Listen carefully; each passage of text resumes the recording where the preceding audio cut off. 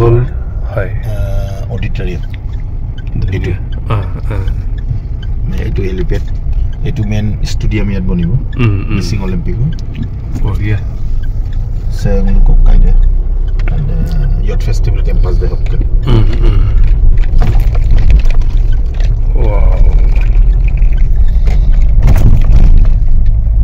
কি ভাল লগা পৰিৱেশ এই পৰিৱেশ অকল আমাৰ মিচিং জনগোষ্ঠীৰ অধ্যুষিত অঞ্চল বগীবিলৰ কাষত পাব বগীবিলত ধেমাজি জিলাত এই আমাৰ জাতিৰ নেতা আমাৰ দলে ডাঙৰীয়া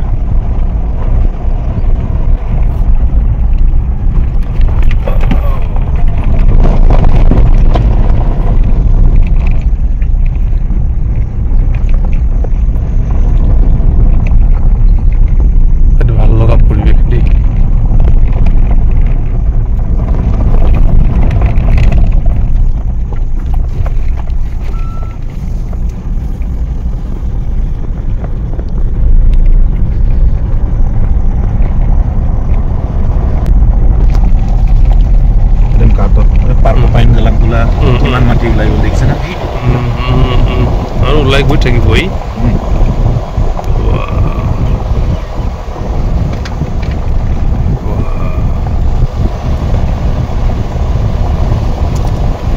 बालेश्वर और एक सेट नहीं ये इस बार ये लाइन इसका जितना ऊंचा है ना उतना ही वो ऊंचा हो जाएगा इस बार ये जाने वाला साल का है ना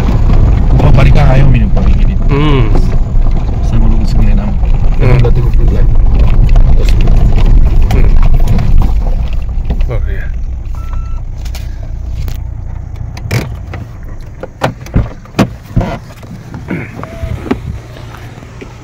আপোনালোকে দেখি আছে মিচিং জাতিৰ মিচিং জনগোষ্ঠীৰ ইয়থ ফেষ্টিভেল হোৱা আমাৰ জেগা যিটো জেগা একদম বগীবিল দলঙৰ একদম কাষতেই ইকো কেম্প বুলি ঠাইডোখৰত আছে আৰু ইয়াতে আপোনালোকে কেতিয়াবা নামিব এই জেগা চাব প্ৰাকৃতিক পৰিৱেশেৰে ভৰা এটা বৃহৎ এটা এৰিয়া আমাৰ অসমৰ ভূমিপুত্ৰ মিচিংসকলৰ এয়া আয়ুস ৰেখা ক'ব লাগিব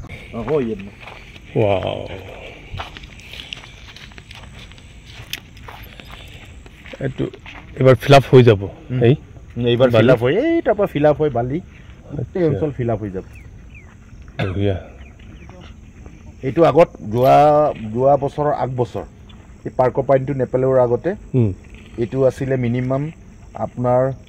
20 ফিট ডিপ 20 ফিট ডিপ আৰু সেই 20 ফিট ডিপৰ পৰা এতিয়া আমি ইয়াত থিয় হৈ থাকিলে ইয়াৰ পৰা চৰং কৰি এটা অংশ পৰিয়ে গ'লে মানে গৰাখনীয়া এতিয়াতে যোৱা বছৰৰ আগৰ বছৰ যোৱা বছৰত আমি গভৰ্ণমেণ্টক কৈ মেলি এই পাৰ্কৰ পইণ্টবোৰ পেলোৱালোঁ আমাৰ স্থানীয় MLA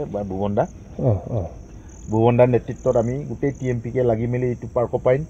আনাদৰ আপোনাৰ জুনাই একদম ঐৰাম ঘাটৰ পৰা আমি পেলাব দিছোঁ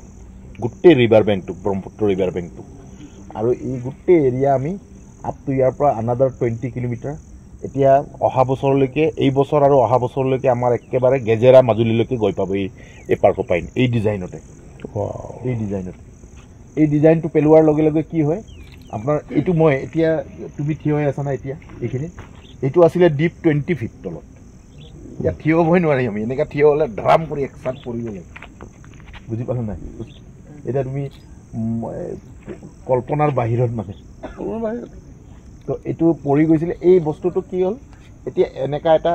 নতুন এটা কি বুলি কয় আপোনাৰ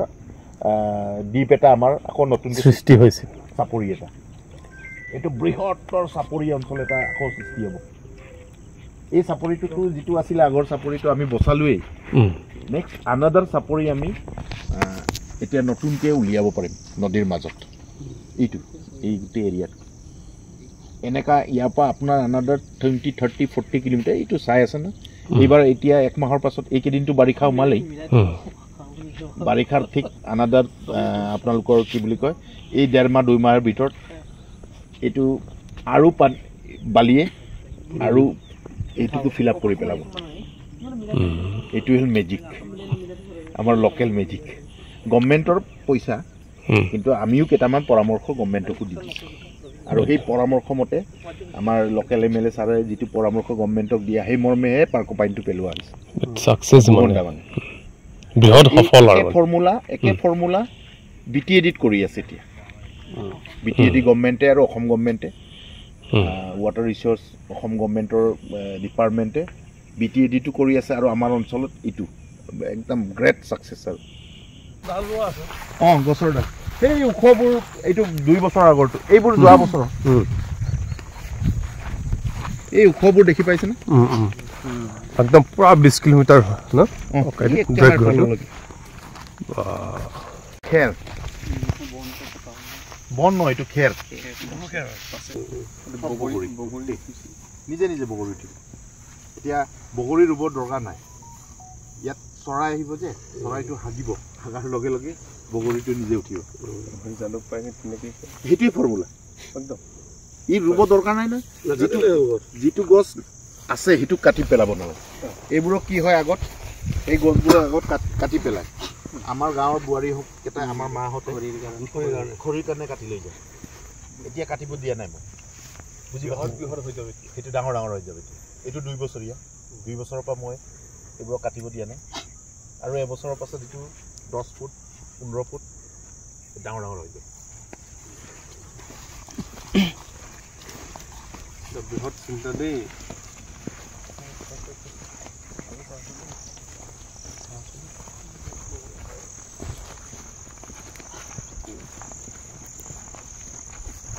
বৃহৎ এটা মানে মাটি সৃষ্টি হৈ যাব মানে গৰাখহনীয়া ৰোধ কৰাৰ এটা ডাঙৰ ফৰ্মুলাই হৈছে যে আপুনি ৰিভাৰ বেংকৰ ওচৰত থকা গছবোৰক আপুনি সংৰক্ষণ কৰা তাতকৈ বেলেগ উপায় নাই একদম তাত যদি আপুনি এই অঞ্চলৰ গৰাখহনীয়া ৰিভাৰ বেংকৰ ওচৰৰ মাটিক যদি আপুনি এই কি বুলি কয় খেতিৰ কাৰণে উপযোগী কৰি পেলাই তেতিয়াহ'লে গ'ল আৰু চেছ আকৌ আৰম্ভ হ'ব চ' মোৰ আন্দোলনটো হ'ল ৰিভাৰ বেংকত ওচৰত থকা গছ গছনি ৰক্ষা কৰা তাৰ কাৰণে আপুনি কষ্ট কৰিব নাই এই অঞ্চলবোৰত গছ গছনি কাটিব দিব নোৱাৰে ইমানে কাহিনী চিম্পল এই গছবোৰ ফ্ৰণ্ট সেইটো সেই ফ্ৰণ্টত ফুলি আছে এই গছবোৰ আমাৰ ল'ৰা ভলণ্টিয়াৰকেইটা ৰোৱা এইটো 2 বছৰীয়া এইটো কি নাম বুলি কয় এইটো কাঞ্চন নেকি কাঞ্চন এইটো কি কয় হাজৰিকাদা এইটো কাঞ্চন এই কাঞ্চন য'ত লাগে হাতীও বহি পৰে এইটো এতিয়া একদম লতাৰ টাইপ হ'ব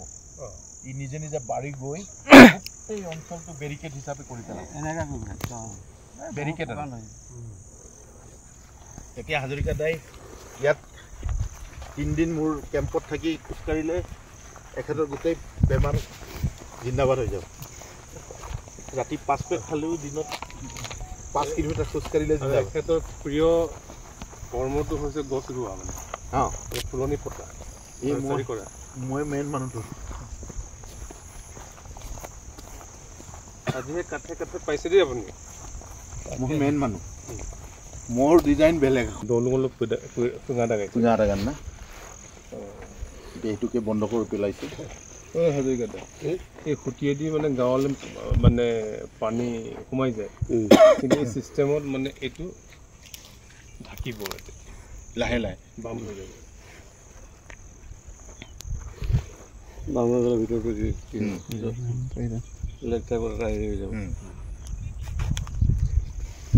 সেইটো পাৰ্টছটো আমাৰেই নহয় এইটো গোটেই আমাৰ ইয়াৰ পৰা 20 কিলোমিটাৰ মানে জনগোষ্ঠীৰ মাটি ক'ব লাগিব এই ইমান গছ ওখ কৰাবৰ কাৰণে মোৰ 5 বছৰ লাগিছে এই কেম্পবোৰ আপোনালোকে কৰি থৈছে এইটো আমাৰ কেম্প বঢ়িয়া এই ব্ৰহ্মপুত্ৰ চাপৰি বৰ্তমান আমাৰ মিচিং জনগোষ্ঠীৰ ইতিহাস হৈ থাকিব সদায় দিন চিৰদিন চিৰকাল এই বগীবিল দলঙৰ কাষত